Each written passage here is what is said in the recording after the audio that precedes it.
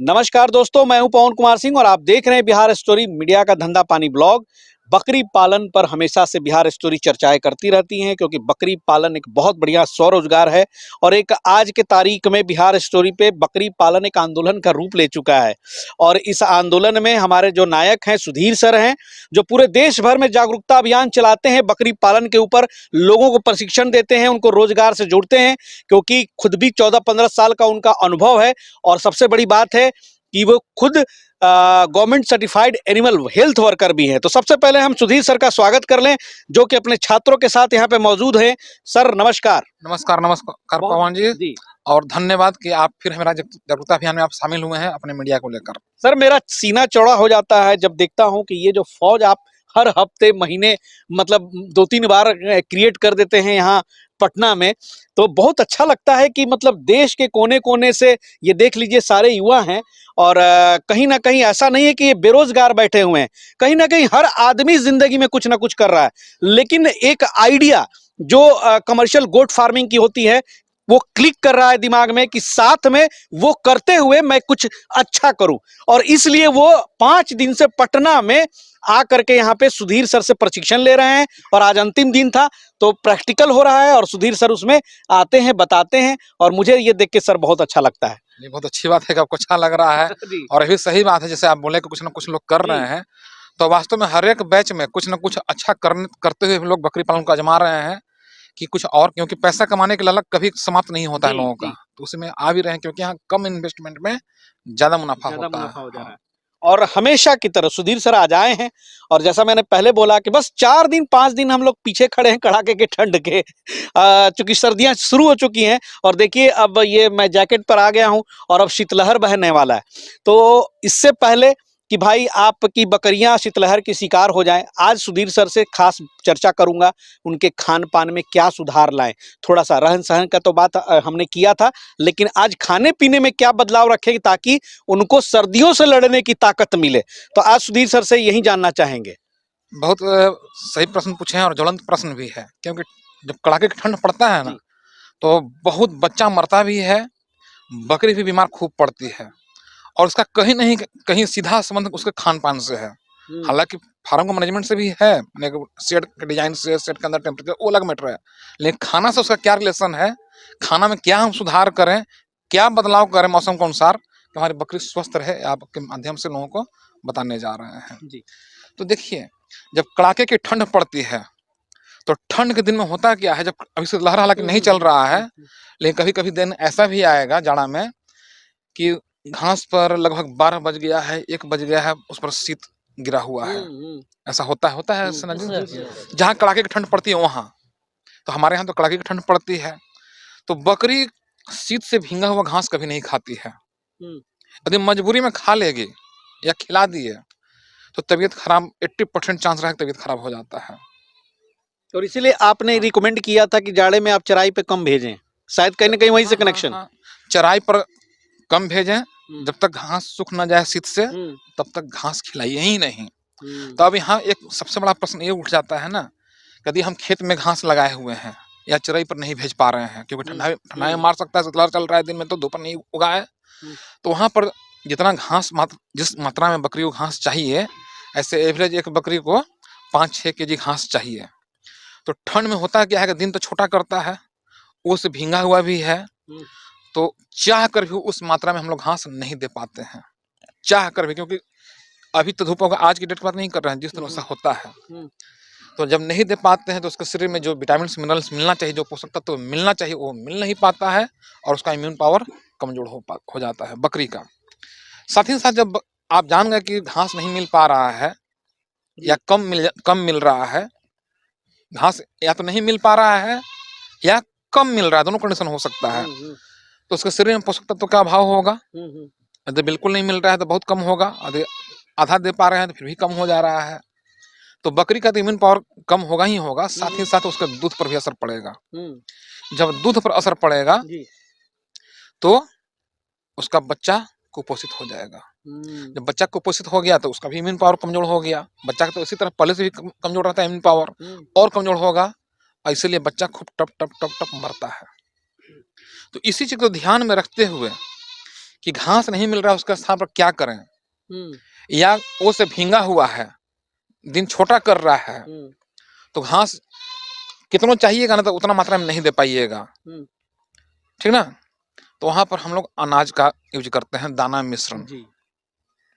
हालांकि दाना मिश्रण कॉस्टली पड़ता है, लेकिन ठंड में आपको यूज करना पड़ेगा ताकि पौष्टिकता बना रहे, हर एक पोषक तत्व मिलता रहे। और इसी ठंड में, कड़ाके की ठंड में सर ने दाना मिश्रण बनाना भी सिखाया था आपने। तो उसकी लिंक मैं दे दूंगा, लिंक भी दे दीजिएगा, या दाना मिश्रण सुशील सर से सर्च मारने पर वो आ भी जाता है।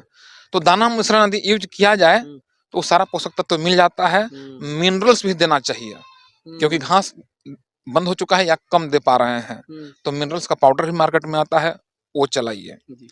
और ज्यादा पौष्टिक देना चाह रहे हैं, पौष्टिक खाना, क्योंकि ठंड पड़ रहा है तो ठंड से लड़ने में उसको ज्यादा ताकत की जरूरत पड़ता है। तो वहां पर बीच बीच में आप गुड़ का पानी में हल्दी मिलाकर दे सकते हैं। हल्दी इम्यून पावर को बढ़ाता है, उससे भी बकरियां का इम्यून पावर तगड़ा होगा, दूध भी अच्छा आएगा।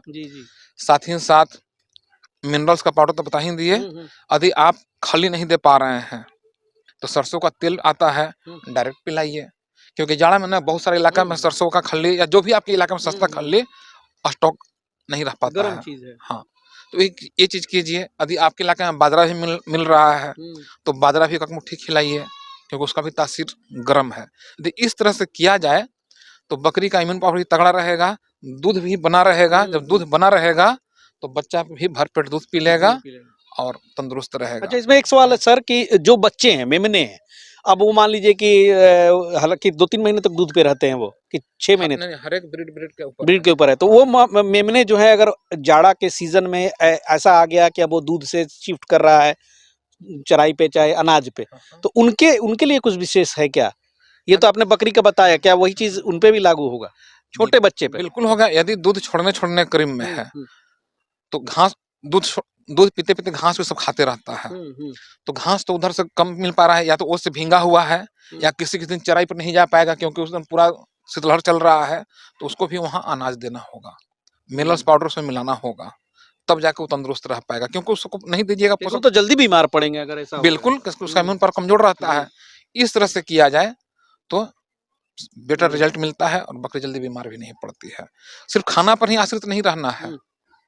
मान लो खूब खाना खिला रहे हैं और आपके फार्म मैनेजमेंट ऐसा है कि वहाँ टेम्परेचर एकदम डाउन रह रहा है, फिर खाना भी काम नहीं करेगा। इसलिए खाना के साथ साथ ये भी ध्यान देना होगा, रहन सहन पे भी ध्यान देना, पर भी ध्यान देना होगा। ये दोनों एक तरफ, मतलब दोनों साथ साथ चलेंगे। हाँ, एक चीज और लोगों को बोलना चाहेंगे, ठंड के मौसम में लो फीवर का समस्या काफी आता है, तो उन लोगों को चाहिए कि अपने निकटतम जो उनका सलाहकार हैं, डॉक्टर हैं, उनसे पूछ कर कि ठंड में हम अपने फार्म पर कौन कौन सी दवाई रख लें, ताकि जब बकरी बीमार पड़े आप उनके पास फोन करें तो आपको वो ट्रीटमेंट फोन पर भी करवा सकें। नहीं तो लो फीवर वाला समस्या ऐसा होता है ना, रात में हुआ सुबह मर गई, सुबह का हो सकता है 2 घंटा में मर जाए। अच्छा, हाँ, तो इस सब समस्या के लिए आपको पहले से तैयार रहना पड़ेगा, समस्या आने से पहले तैयारी कर रखना होगा। चलिए, तो जाकर अच्छा रिजल्ट मिलेगा। बहुत बहुत शुक्रिया सर।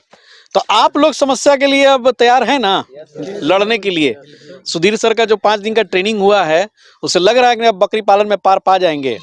बहुत सारे टॉपिकों पर ये कवरेज होता है उनका, हर एक एंगल से। तो आप लोग को तो दवा, वैक्सीन वगैरह सारा चीज जो है बताते ही सुधीर सर। घरेलू चीज बताए हुए हैं कि जो भाई अपने ऊपर करते हो, कुछ ना समझ में आए, ये मत बोलना है कॉपी चूहा खा गया, बाढ़ में बह गया, फेंका गया, तो उस कंडीशन में भी क्या करना है बताए हुए कि ना जी। अच्छा, वो भी कंडीशन आपने लगा दिया। सब चीज मैंने ऐसा माइंड में सेट करवा देते हैं कि कॉपी भुला गया, चूहा खा गया, कोई फर्क न पड़ेगा। अच्छा, यहाँ से शुरुआत करते हैं सर, आपके छात्रों का थोड़ा सा परिचय हो जाए। बकरी क्या बोल रही है, क्या बोलना चाह रहे हैं मालिक को, कहा जी। तो यहाँ कोई फर्क न पड़ता, भुला गया कॉपी भुला दो, समझ गए। क्योंकि एक स्टोरी के रूप में ना जो ह्यूमन लाइफ होता है, किस तरह से जिंदगी आदमी जीता है, उसी तरह उसका जिंदगी जीवा देते हैं। तो वहाँ कॉपी भूल गया तो कुछ नहीं, यहाँ तो सब आपको याद है। ऐसा बहुत बढ़िया, बहुत अच्छा बैच है सर आपका। और जानते हैं कहाँ कहाँ से लोग आए हैं सर। यहाँ से शुरुआत करते हैं। आप सर? मधुबनी बिहार से। मधुबनी से हैं जी। क्या नाम हुआ आपका? रंजीत कुमार यादव। रंजीत जी, अभी क्या करते हैं? अभी ड्राइविंग करते थे मुंबई में। मुंबई में ड्राइविंग करते थे जी। अभी मधुबनी आए हैं तो फिर बकरी पालन का कांसेप्ट दिमाग में आया? जी, सर का वीडियो देख रहे थे 2-2.5 साल से, तो सोच रहे थे ट्रेनिंग लेंगे, तो फिर सोचा इस बार ले ही लेते हैं। चलिए, बहुत बढ़िया। आप सर? मैं आदित्य कुमार सर, नवादा से। नवादा से हैं? Yes sir. चलिए आदित्य जी काफी स्मार्ट हैं। दाढ़ी मूछ में भी बहुत खर्चा होता है मेंटेन करने में, तो वो सब भी सजा के रखना पड़ता है। बहुत अच्छा है सर। तो ऐसे क्या करते हैं आदित्य जी? सर मैं पपीता का खेती कर रहा था अच्छा, हाँ, पहले। यस, कहाँ पर? वहीं पे? रजौली में ही अच्छा, कितना एकड़ में किया है? लगभग 10 एकड़ में। वाह! तो इनका तो कवरेज बनता है पपीते की खेती का। आपसे और भी लोग लाभान्वित होंगे। भाई कमाल है, देखिए अब 10 एकड़ में मतलब पपीते की खेती है। और तो गुड फार्मिंग वाला कैसे किस्सा मन में आया? वहाँ पे ही मतलब आया था दिमाग में, जिनके थ्रू से हम कर रहे थे, लेकिन कुछ अंदर ही मतलब हम लोग के साथ थोड़ा सा प्रॉब्लम हुआ, अच्छा, तो उसके लिए फिर हम वहाँ से हट गए। तब फार्मिंग में उतरेंगे? अब हमको खुद का फार्मिंग करना अच्छा, है। तो बकरी पालन भी करेंगे हाँ उसमें? बिल्कुल सर। चलिए सर, बहुत बहुत शुभकामनाएं। आप सर? मनोज कुमार गया जिला से हूँ। गया से हैं? जी। आप किसान हैं कि अभी किसान ही है। अच्छा, किसान। आप सर? मिथिलेश कुमार सिंह, जी। झारखंड धनबाद। धनबाद से आए हैं? जी। अरे वाह! आप? अजय कुमार जी। मधेपुरा जिला से पढ़ते हैं। मधेपुरा। हम मधेपुरा से। वहाँ क्या करते हैं अजय जी? वहाँ पर वैसे घर पर मकई का खेती हो गया, धान का खेती हो गया। हम्म। मेरे पास 2 बीघा है, तो वो हम्म, पापा भी करते हैं और हम भी हेल्प करते हैं। हम्म। इसलिए आप सोचे कि पार्ट टाइम के लिए भी बकरी पालन हो जाए तो और अच्छा रहेगा। इधर से भी इनकम हो जाएगा, उधर से बिल्कुल। होगा तो अच्छा होगा। ये जो आप सोच रहे हैं ना, वो एक इंटीग्रेटेड फार्मिंग का हिस्सा है और बिल्कुल सही सोच रहे हैं। आप सर? जी मैं जितेंद्र कुमार सर, जी। मुंगेर जिला से। अच्छा, मुंगेर जी से? हम्म, मुंगेर जिला से हैं? जी। क्या करते हैं? ग्रेजुएशन का तैयारी कर रहे हैं। अच्छा, अभी ग्रेजुएशन में हैं। जी। आप? सर मेरा नाम मनीष हुआ। हम हम्म, मुजफ्फरपुर डिस्ट्रिक्ट के कांटी शहर से है। अच्छा।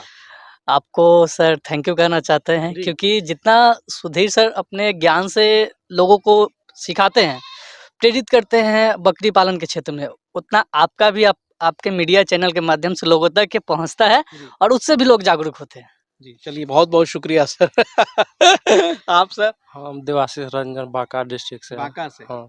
तो आप सर किसान हैं कि नहीं अभी? सर, हम फाइनेंस सेक्टर में थे। अच्छा, फाइनेंस लेकिन सेक्टर में? आपके चैनल से देखते-देखते और ऐसा लगा कि हमें भी अच्छा, इसमें आना चाहिए, बिल्कुल आना क्योंकि चाहिए। परिवार मेरा किसान, मेरे बिल्कुल। पिताजी किसानी करते हैं, हम लोग भी साथ में हम्म, करते हैं, तो हम लोग जमीन से जुड़े आदमी, इसलिए सोचे कि चलो इसमें भी देखते हैं। जी, वक्त बदल रहा है। ये किसी की बपौती नहीं है कि भैया वही बकरा तैयार करेगा और वहीं जाके मार्केट में सप्लाई करेगा।